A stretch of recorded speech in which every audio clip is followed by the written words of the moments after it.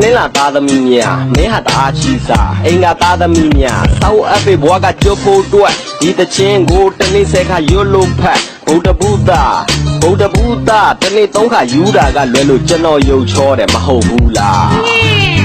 ဘာမှမတွေးလှုပ်ချင်ရစွတ်လှုပ်တတ်တဲ့သားသမီးတွေကကြာတာပတိသားသမီးများဘယ်သွားရန်ကိုနောက်ကျတတ်တဲ့အတွက်ကားတစ်စီးများနောက်တစ်ချက်ကတအားကြီးများ